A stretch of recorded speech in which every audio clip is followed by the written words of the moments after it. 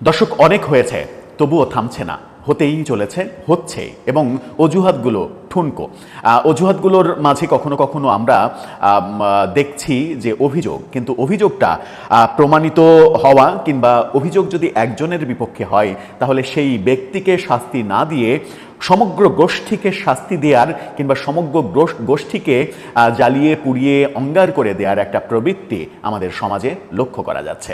সেটা মানে হিন্দু সম্প্রদায়ের ক্ষেত্রে হোক কিংবা সেটা মাজার সংস্কৃতির ক্ষেত্রে হোক, দুই ক্ষেত্রে কিংবা বহু ক্ষেত্রেই আমরা এই কথাটা বাস্তবতায় রূপ লাভ করতে দেখেছি।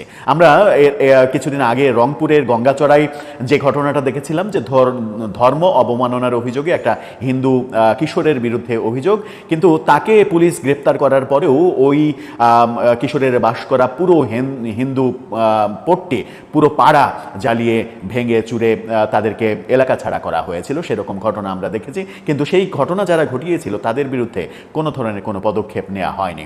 কদিন আগে গোয়ালন্দে নুরাল পাগলার মাজারে যেটা হলো, নুরাল পাগলার আস্তানায় যেটা হলো, তার কবর থেকে লাশ তুলে পুড়িয়ে ফেলার ঘটনা যেটা হলো, এবং আমরা সর্বশেষ দেখেছি লাশে যে পেট্রোল ঢেলেছিল তাকে পুলিশ গ্রেপ্তার করেছে। কিন্তু এই যে হাজারো লোক যারা উস্কানি দিল, যারা উস্কানি দিয়েছে, সামাজিক যোগাযোগ মাধ্যমে সেরকম মিটিংয়ের ফুটেজ চলে আসলো, ভিডিও ফুটেজ চলে আসলো, তারপরেও কিন্তু আমরা সেই ধরনের অ্যাগ্রেসিভ যে অ্যাকশান, সেই অ্যাকশানটা আমরা দেখিনি।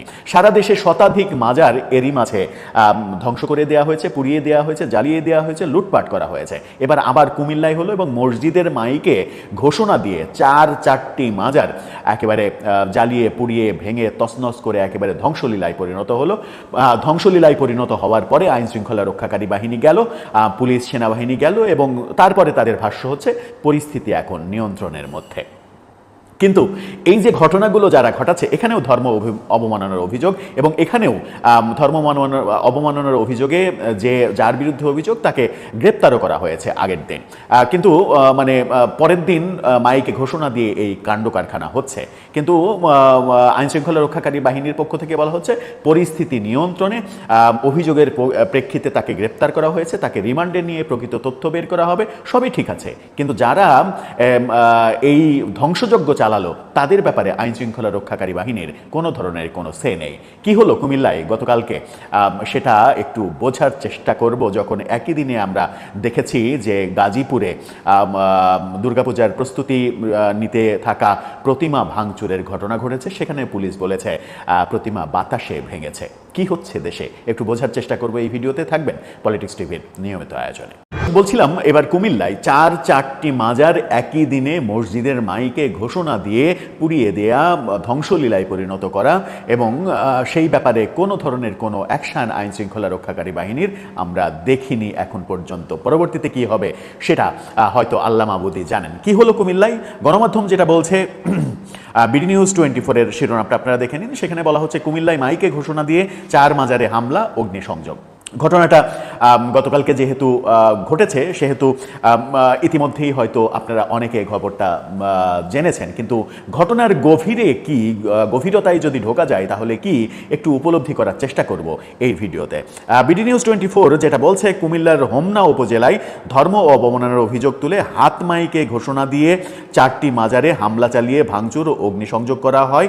এ সময় একটি মাজার সংলগ্ন 3টি ঘরেও আগুন দেওয়া হয়। এই যে হাত মাইকের কথা বলা হচ্ছে, এটা কিন্তু পরবর্তী স্টেপে, প্রথমে একটি মাজার ভাঙার পরে 3টি মাজারে আক্রমণ করার সময় হাত মাইকে আহ্বান করে করে এই কাজটা করা হয়েছে। প্রথমে মসজিদের মাইকে ঘোষণা দিয়ে জনগণকে এক জায়গায় করে ডেকে নিয়ে এই ঘটনা ঘটানো হয়েছে।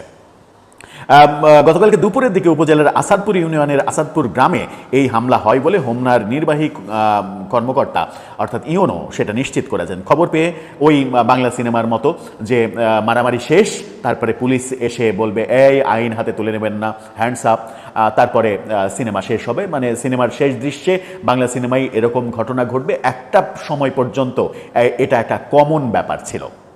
সেই ঘটনা এখানেও হয়েছে।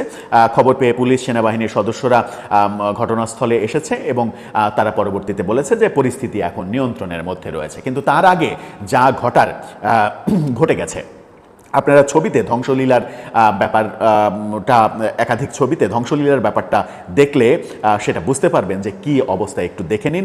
এই ঘটনায় ধর্ম অবমাননার অভিযোগে মোহাম্মদ মহসিন ৩৫ বছর বয়স তার এক যুবককে গ্রেপ্তার করেছে পুলিশ। তিনি উপজেলার ফকিরবাড়ির আলেকসার ছেলে, খুবই ভালো কথা, কিন্তু তাকে গ্রেপ্তার করেছে বুধবার অর্থাৎ পরশুদিন যেটা বলা হয়েছে যে স্থানীয়রা জানান বুধবার বেলা 11টার দিকে বেমজা মহসেন নামের একটি আইডি থেকে মহানবী হজরত মোহাম্মদ সাল্লাল্লাহু সাল্লামকে কটূক্তি করে একটা পোস্ট দেওয়া হয়।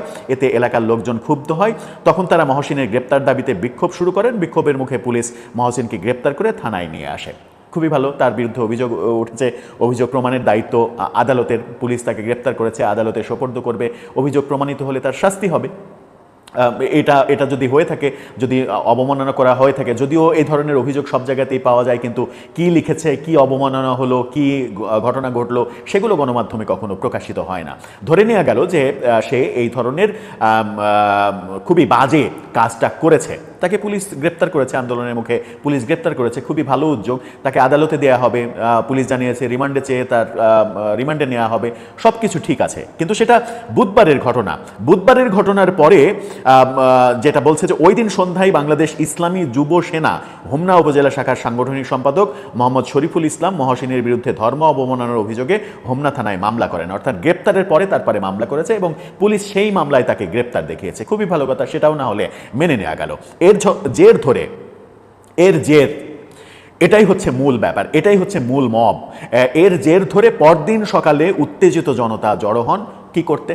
তাকে তো পুলিশ গ্রেপ্তার করেছে, এরপরে কি আছে করার? তার বাড়ি ভেঙে দিতে হবে, তার বাড়িতে আগুন লাগিয়ে দিতে হবে, সেটা করা হয়েছে।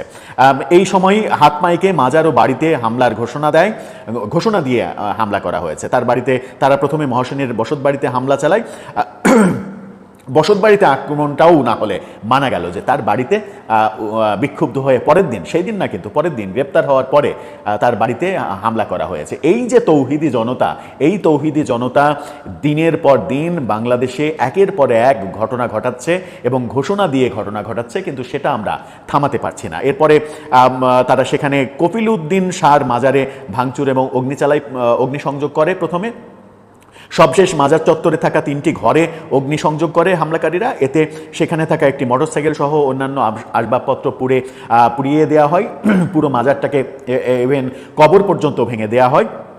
এরপর হামলাকারীরা সেখান থেকে তারা মিছিল নিয়ে গ্রামের আব্দু শাহর মাজার, কালাই কানু শাহর মাজার এবং হাওয়ালি শাহর মাজারে ভাঙচুর করে। হাওয়ালি শাহর মাজার চত্বরে অগ্নিসংযোগও করা হয়। খবর পেয়ে ফায়ার সার্ভিস এবং সিভিল ডিফেন্সের 2টি ইউনিট গিয়ে সেখানে আগুন নিয়ন্ত্রণ করে। কুমিল্লা পুলিশ সুপার বলেছেন যে উপজেলা নির্বাহী কর্মকর্তা সেই জায়গা পরিদর্শন করেছে। এলাকা পরিদর্শন শেষে পুলিশ সুপার নজির আহমেদ খান তিনি বলেছেন যে এখন পরিস্থিতি নিয়ন্ত্রিত। একেবারে সাজানো চিত্রনাট্য যেটা পুলিশের ভাষ্য হয়ে থাকে এইসব ক্ষেত্রে, যেসব ক্ষেত্রে মানে সরকার কিংবা রাষ্ট্র কোনো ধরনের বিহিত করতে এখন পর্যন্ত ব্যর্থ হয়েছে বলেই আমরা দেখছি। তিনি জানিয়েছেন যে তাকে রিমান্ডে নেওয়া হবে, রিমান্ডে নিয়ে তার কাছ থেকে তথ্য নেওয়া হবে। তবে এই ঘটনায় কারো ইন্ধন আছে